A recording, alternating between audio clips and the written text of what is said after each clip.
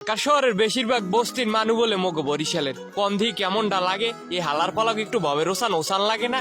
এ বেটা মোরা গরিব হইতে পারি কিন্তু খয়রাতি না। এ বেটা মোরা বরিশালের মানুষ সপ্তাহে 27 ওভার করিয়া ঢাকা আইয়ার যাই এরকম কুটি ঠেল লঞ্চে সরিয়া। আর তোরা মগো গরিব কইছো হ্যাঁ কলম তোকে বেশি কিছু একটা কই নে, কিন্তু না এবার আর ছাড়িয়ে দেওয়া যাইবে না। রোজাকালের দিন খামার তর দিতে পারবো না, কিন্তু কচু আছে 20 কচু হেই আজগো দিয়ে ছাড়িয়ে দেব ব্যামাকটিরে। যারা এইসব ভুলভাল নিউজ করছে যে বরিশালের বেশিরভাগ মানুষ ঢাকার বস্তিতে থাকে, বেটা হ্যাগোনান বুংবাং রিপোর্টার এই সৎ পাশে খালি মগো এই বরিশালের লঞ্চের ছতমার উঠবে হালাই মোরা লই যেতে পারি। আরেক দল মানুষ আছে না এ বেটা এ যারা কইছো মোরা লঞ্চের পাশা ধরিয়াই দেখ দি ভালো করে লঞ্চের পাশা একটা মানুষ ঝুলিয়ে রয়েছে হালার ভালার আয় উল্টো পাল্টা কথা কও কিল্লিগে ভালো করে দেখ বেটা মোরা কুটি ঠেল লঞ্চে সরিয়ে এরপরে আস্তে আস্তে হুইয়া ঘুমাইয়া এরপরে আই। আর অন্যান্য জেলার মানুষ যেগুলো আছে মগো বরিশালীকে দেখলে একসের খামরা খামরি করে গার মধ্যে একটা জ্বালা পড়া শুরু হয়ে যায়, কি করবি দিশা পাও না, সহ্য করতে পারো না বেটা। তখন 2-5 জেলার মানুষ এ একটা লঞ্চে করে মোরা জাগাইয়া পিড়িয়ে সামনে লইয়া পারি বেটা। আরো একদল মানুষ আছে যারা মগো খাতার গাট্টি গো এ বেটা খাতা কি সবাই সেলাই করতে পারে? মগো বরিশালের মানুষের দক্ষতা আছে দেখি মোরা খাতা সেলাই করি, হের লেগে মোরা খাতা লইয়া ঢাকা যাই। বেটা খাতার গাট্টির দেশে পারলে আইয়ে দেইস একবার আইয়ে এরপরে কইস যে খাতার গাট্টির দেশটা কেমন। যোগ্যতা তো কোনোটাই নাই, এর মধ্যে আবার উন্নয়নও করতে পারো না বেটা।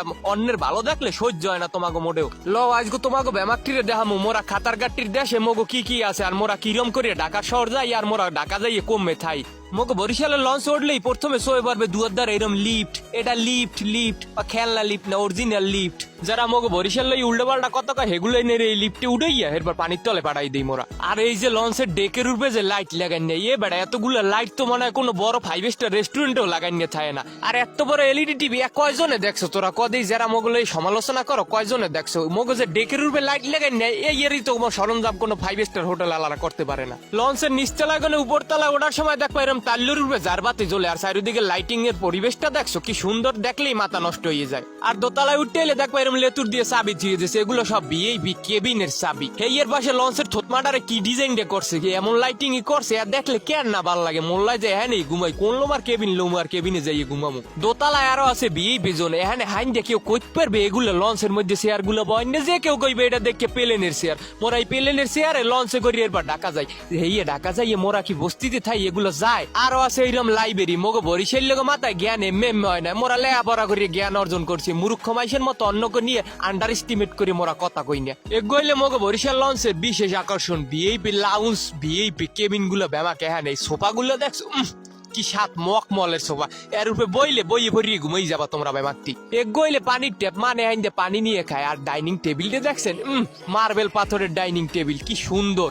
আর এগোইলে মগো বরিশালের লঞ্চের সব থেকে সুন্দর ভিআইপি ডুপ্লেক্স কেবিন। এখানে এরকম এক সোফা আছে যেগুলো আপনি বই সিল করতে পারবেন। আর এই পাশে এক এলইডি টিভি আছে কলম। এখানে আছে এক ফ্যান আর ফ্যানের নিচে আছে এইরকমের এক ছোট ফ্রিজ। আর ফ্রিজের উপরের দিকে কলম এক ডাঙ্গর এসিও আছে। এই এর লগে আরো আছে মাইক্রো ওভেন, আপনার মন চাইলে আল্লাহ চাউলতে বিস্কি বেজিও খাইতে পারবেন এই ডে করিয়ে। এই ডয়ার করে দিয়েছে আবার মালামাল রাহার পাইনি। আর আপনি বাইরকুলে বারান্দায় চেয়ার উঠবে বইয়া আপনার গন্তব্য নির্দিদে নদী দেখতে দেখতে শেষ করতে পারবেন। আর এই যে বাথরুমটা দেখতে পাইতেছেন কমোডালা বাথরুম, যারা কমোড দেখেন না হেরা বরিশালের লঞ্চ আইয়েন একটু দেখতে যাইয়েন। ডুপ্লেক্স কেবিনের দোতলায় ওঠার সময় ডাইন খুলে দেখবেন এরমের দামি এক পেন্টিং জ্বলতে আছে। আর সিঁড়িগুলো দেখছেন কি সুন্দর লাইট করে চকচক করতে আছে। আর ডুপ্লেক্স কেবিনের দোতলার ভিউটা তো আর অসাধারণ, দেখলে মোল্লায় আরে সর্বনাশ কেমনে সম্ভব।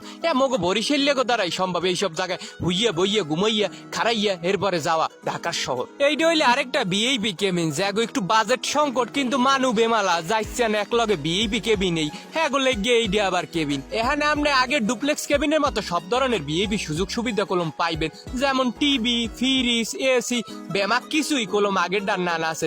কিন্তু হইলে কি এটা দোতলা না দেখে একটু টাকাটা কম লাগবে আপনার, কিন্তু ভিআইপি কায়দায় কলম ওই সেই আগের ডান নানি যাইতে পারবেন একটা ফিল লইয়া। আর দোতলা এখানে 3 তলায় ওঠার সময় এত সুন্দর লাইটিং এর দৃশ্য আবার একবার শোয়ে পড়বে। আর 3 তলায় উঠতে তাল্লুর উপরে দেখবেন সিসিটিভি লাগাই না, এখানে ওই আকাম কুকাম করে হাঁটিয়ে যাইবেন হ্যাঁ কলম নেই ভাই হইতে আছে না। আর 3 তলায় আছে এরকম চাইনিজ রেস্টুরেন্ট, এখানে আপনার যত ধরনের চাইনিজ খাবার পত্র আছে বেমাক কলম টুকটাক পাইয়ে যাইবেন। এখানে মেনু বুক আছে, আপনি চাইলে মেনু বুক দেখে অর্ডার দিতে পারেন।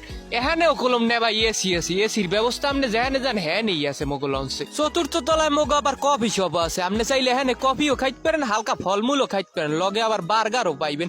এই আপনি এখানে বইয়ে চাইলে খাইতে পারেন। আর লঞ্চের নিচতলা একবারে পাঁচকুলে গেলে এরকম একটা ক্যান্টিন দেখতে পাইবেন।